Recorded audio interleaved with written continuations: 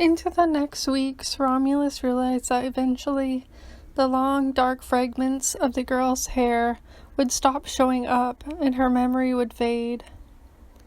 It wasn't his first heartbreak. Laine remembered how much her first heartbreak had stung. This was only a minor comparison to it, but still. Now the first heartbreak was but a distant memory for her, and she knew it was the only thing that would have gotten her to the place of her dreams.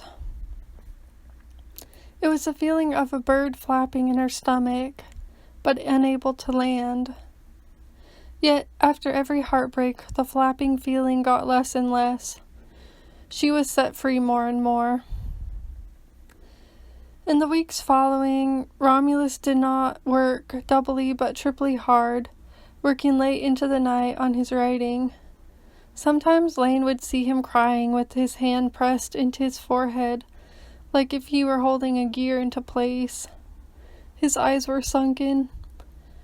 She knew he needed to put his work out there and try again because he was ready, even if he didn't feel like it. He'd already accomplished so much from where he'd started. Laine understood that Remus had used the girl as a way to break Romulus and get him off track. For Remus, she was only chattel. Romulus was reckless, rushed too quickly before establishing a base of trust and respect. It was hard to be discerning when one was so passionate, trusting, and also a bit naïve. He had his loneliness thing, which he had not yet overcome, a deep lingering sadness where he felt like something was missing, and that was something he had to overcome. Sometimes the world brought him down when it felt like they were all rabid dogs fighting tooth and nail for the same piece of scrap between their teeth, and nothing was sacred anymore. But he couldn't think that way. What if he could leave it all behind for the town of ease, a state of abundance that began between one man's brows, and he could rebuild his happiness once more? For it was still his time, even if he didn't feel like it. Heartbreak was part of it. Setbacks were not new. They were developing his resolve, eliminating the unessential. When Rome was first founded, it was not a great empire, after all. If he stopped focusing on what he didn't have, he could make use of his gifts. But Laine understood it was frustrating at times to have such high ambitions. Laine realized sometimes when you're so young and eager to fit in as many experiences as possible, it's hard to be patient and wait for the right thing. Maybe if he wrote about it, people could benefit from his experience and what it taught him. People going through similar circumstances. He was able to transform through his creation, so why not others? One day when it got too much to bear, with Lupina stalking him to make sure he didn't escape to town, Laine pressed her head up against Romulus's thigh, and he hugged her, looking concerned at her like she was a sick animal that hadn't touched her dinner. It was after he'd finished his chores and had done his writing, which seemed to help ease his nerves. She knew he was the one that was supposed to be upset, but it was she who was feeling bad. "Are you okay?" Romulus asked, when she hopped off the haystack, where she usually slept by his side. And maybe she was taking things out on him. She lay down near one of the animal stalls. He wasn't sure what had set her off. "Is it something I said?" he asked, when she didn't make a noise. He said, "Okay, I get it. You just need some time." Wow, Laine thought, he really did know her. This surprised her. He knew she was in one of those moods and shouldn't be bothered. He let her be and looked on as time passed. He didn't seem to judge her. He didn't tell her, "Think of all the other way less fortunate people," like Mom used to say. The people without homes and without food. Which, bless her, was probably supposed to make Laine feel better, but just made her feel guilty, as well as sad. Sometimes more recently, Mom would ask if she could live with Laine and her husband later on. What husband, Laine thought.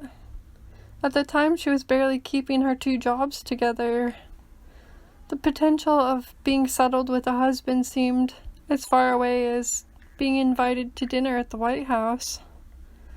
Mom looked like she was a wall of water about to burst, and Laine was out on a vast sea holding onto a piece of driftwood.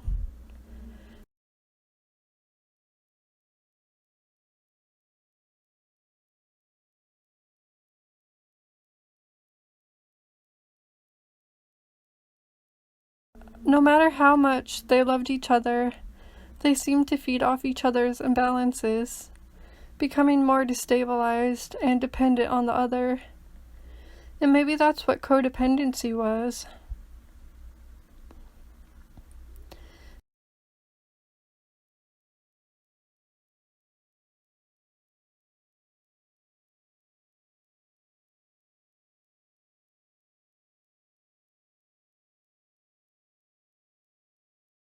And in a small voice, Laine said, "It just seems like I never get the kind of love I give."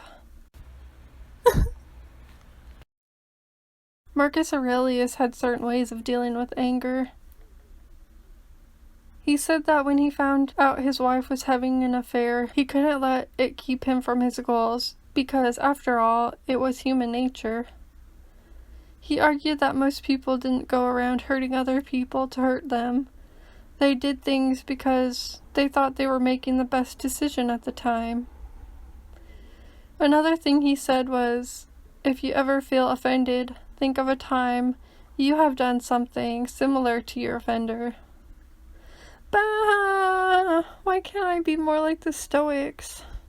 Romulus continued to look at her patiently, eventually laying down on his side in his usual spot. It was true, they were forming a close bond, so much that he could understand her without her having to speak. He seemed to drift off to sleep. She peered at the moon through a crack in the roof until she began to feel sleepy. After a while, she jumped to her usual spot next to him, careful not to disturb, and not really wanting to be patted anyway.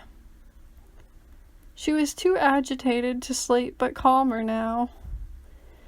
In the middle of the night, she woke up and Romulus whispered something in his sleep.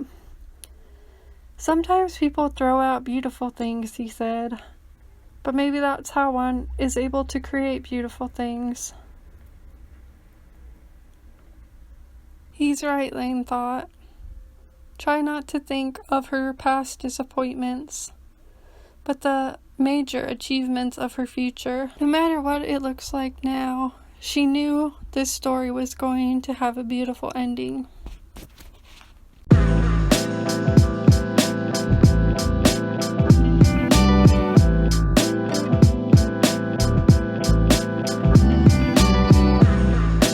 Thanks for watching my video, guys. I'll be back with another video next Wednesday. Until then, ciao!